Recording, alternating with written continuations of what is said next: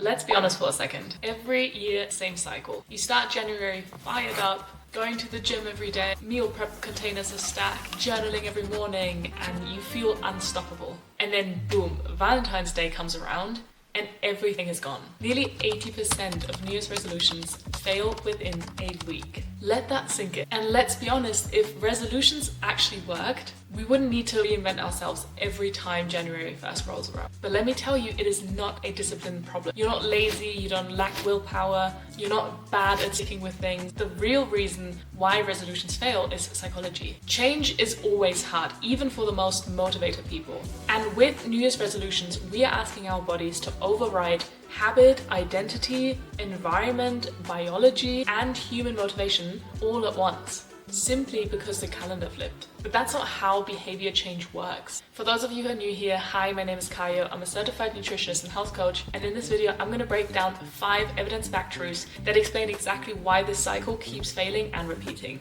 And more importantly, I'll show you what to do instead so that you can build habits that actually stick and work with your brain rather than against it and become your healthiest version yet in 2026. Not for a few weeks, not until motivation fades, but in a way that truly lasts. So let's crack on.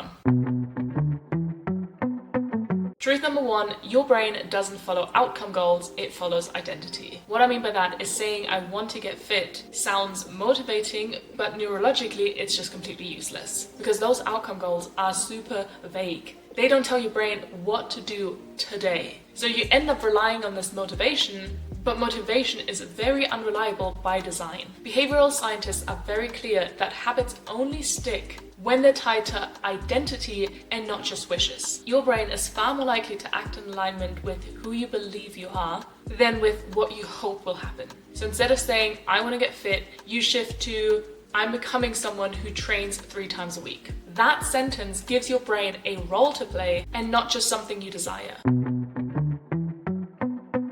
Truth number 2, big goals backfire fast.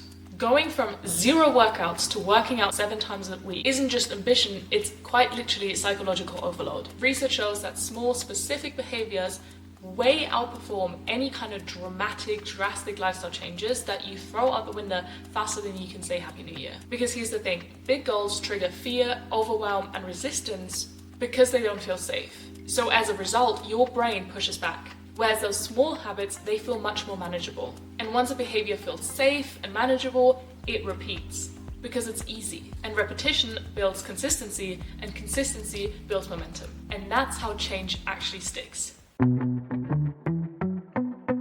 Truth number 3 is that your environment beats willpower every single time. If nothing around you changes, neither will you. Psychologist Kurt Lewin explained behavior with this very simple formula, which says that behavior is a function of the person as well as the environment, and the environment often wins. That's why successful people redesign entire systems and not just intentions. Real change starts by altering what you see, touch, and interact with on a daily basis, and not by just trying harder. So the willpower that everyone's talking about, that's limited, while your environment is constant. And truth number 4, the fresh start effect is very short-lived. I know just how it feels. January motivation feels powerful. It's kind of like, I'll start on Monday energy. But psychologists call this the fresh start effect, which is this temporary spike in motivation that fades the moment that real life kicks back in. So you have to understand that the calendar will not rewire your brain. It's not about the date or the day of the week that you start. It's all about the strategy that you have in place to succeed. And if your plan relies on this excitement alone, it will collapse as soon as the novelty wears off and real life kicks back in. And truth number 5, and the last one, is that you're trying to change everything at once. When the new year hits, people want to eat perfectly to compensate for holiday overeating and cut out all the alcohol completely to do the dry January thing, work out 3 to 5 times a week, lose weight, sleep better, stay on top of their emails, get out of debt, quit smoking, start a new hobby, and the list goes on. And do all of that all at once just because the new year started. But that is not growth. That is just simply cognitive overload. And your brain isn't built for that constant multitasking. So it's literally no wonder that you burn out. And when you burn out, every resolution gets dropped. Research shows that people succeed when they focus on a very small number of very clear and achievable priorities. So let's be clear, New Year's resolutions aren't a strategy. They're just this fantasy that is exciting for a few weeks and well-intended, don't get me wrong, but completely unrealistic. So if you want real, lasting change in 2026, you need a different approach. Which brings us to the question that actually matters. What should you do instead? Here are my 6 steps to lasting change. Step number 1 is that, of course, I agree, psychologically, starting a new year is really exciting. And we might as well use that initial motivation as our kind of spark plug. Get things off the ground, use it to kind of start the momentum as long as we don't rely on it. So what I encourage you to do is to see the new year not as like a complete reinvention, but more as like a check-in. Instead of waking up January 1st and thinking, I'm going to become this whole new person, ask the following questions. What worked last year? What and who drained me? What made life easier? What felt heavy for no reason? What do I want more of and what am I done forcing? And what do I want to change in my life? For this first step, it can also really help to use the Circle of Life tool because that helps you reevaluate 12 of the very essential areas of life. But I'll link the video where I go into depth with that tool, how to use it, where to find it, that kind of stuff up here. But step number 1 is about answering those questions and writing down all the goals that you want to achieve. Just brain dump everything for now and then we'll get more specific later. Then once you have all the goals, you divide them in 2 categories: personal resets and professional resets. Which brings us to step number 2. So for each of those goals that you wrote down, you're going to need to dig deeper and find your big why do you want to achieve this? And keep asking that question repeatedly until you get to the bottom of this. Taking as an example the classic goal of wanting to lose weight. If the answer is purely for aesthetics, that motivation will disappear the moment things get uncomfortable. But if the answer is wanting more energy for your kids, or being physically capable as you age, or not missing out on life anymore, that's different. As psychologist Terry Bly puts it, the pain of not changing has to be greater than the pain of changing for us to really change. When we purely focus on what we should do, we're not focused on what's in it for us. And if your why isn't emotionally charged, your brain will always choose comfort over effort. So for example, if your goal is to go to the gym 3 times a week, but you hate going to the gym, our brain will always be like, well, the reward isn't big enough and going to the gym is optional, so why should I bother? But if you now figure out the exact reason why you're going for that resolution in particular, you may well find that there are other routes to achieving that same goal, but that are much more enjoyable and satisfying and therefore will actually stick in the long term. So keep asking why until you hit the point where not changing feels unacceptable. Questions to ask here are, what is the thing I want for myself? Why do I want it for myself? And keep asking why. So for example, I want to lose weight. Why? Because I want to be healthy. Why? Because I'm tired of being unfit all the time. Why? Because I miss out on playing with my kids and I want to be a present parent in their life who can run around with them. Boom, you have your big why. Step number 3, choose 3 meaningful changes and not 10.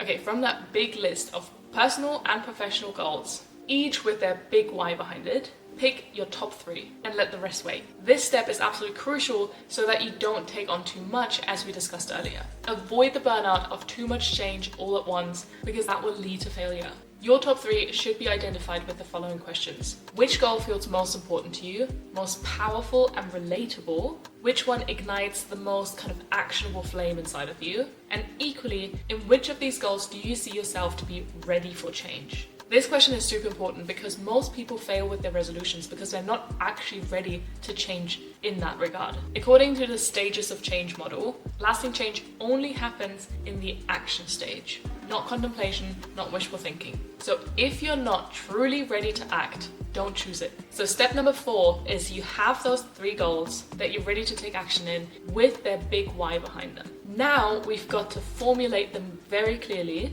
and also break them down in some actionable habits and not just goals. So what I want you to do next is for each of those 3 goals, you write down 3 actionable habits that will get you to that goal. So use the questions, what am I doing, how often, and for how long. For example, again, saying to get into shape, that's gonna fail. But saying I'm going to train 3 times a week for 45 minutes, that works. Because the clarity you have with that statement removes any kind of negotiation. Because instead of dating whether to act on it and trying to figure out how to even achieve that goal, You simply have to execute the plan by following those very specifically formulated habits. And don't lie to yourself. Be realistic. Make these habits so small that it's almost impossible to skip them. One of the biggest mistakes people are making is to overestimate what they can change quickly and underestimate what they can sustain long term. Maintaining a small habit for months 100% outperforms any kind of aggressive plan that gets abandoned after weeks. So if you already know that your life won't allow you to go to the gym 3 times a week, or you simply won't do it, then don't set that as your expectation. Only phrase those habits as though you will be doing them from here on out for the rest of your life and can actually sustain them for that long. There's literally no point in setting those goals that are completely unsustainable for years to come, because we don't want to seek those short-term quick fixes. We want to establish a lifestyle that we can sustain for years and years and years. And so step number 5 is to now track those habits that we just formulated. You can either use a habit tracker app on your phone, or I like to do it a little bit more old school, and I have this like printable version for each month on Canva, and then print it out for each month and then use that to like tick it off manually. Whatever you do, you need something to keep yourself accountable. And also, this is important to realize that skipping one day is no big deal. Seeing all these crosses I make for each habit in this big monthly overview really helps you to let go of perfection. Because a lot of people also fail because there's no reset plan. Just because they skipped a day or maybe a week, they label that entire week or month as bad and then quit altogether. Meanwhile, people who succeed don't avoid setbacks. They expect them. They decide in advance what happens after a missed day, to restart after traveling or being ill, and what minimum effort looks like even during high stress periods. The goal here really is consistency and not perfection. So don't aim to make a tick in every single box every single day. Do what you can and try again next day. And then at the end of each month, you look back on your big habit tracker and just reevaluate honestly. You managed to stick to what felt easy, what's been hard, but also acknowledge every single cross that you made. Because consistency, again, matters far more than intensity. And really to reiterate, just reset whenever you have to. Don't just wait for the new month to start or week or even year. This is not a pass-fail test. This is a long-term path of making your life incrementally better. And so the last step, step number 6, build identity and not just goals. Once you've done step 1 to 5, it is time to build your new identity. Like I said before, your brain does not care about goals. It acts based on who it believes you are. So stop asking, what do I want to achieve? And start asking, who am I becoming? And for each of your goals that you identified, write down identity-based statements. Things like, I train and eat like someone who values long-term health, or I manage money like someone who plans ahead and prioritizes financial freedom, or I respond to stress like a professional who's in tune with their body's stress response and take adequate breaks. And with these statements, it is so important that you repeat them every single day, or at least as often as you can. You have to say them out loud, so write them down, stick them to your mirror or fridge, or wherever you see them on a daily basis, and repeat them again and again. But if you want a deeper dive into how to use positive affirmations the right way and why they've genuinely changed my life, then I've linked this video for you to watch next. So thank you so much for watching. I'll see you over there. Bye.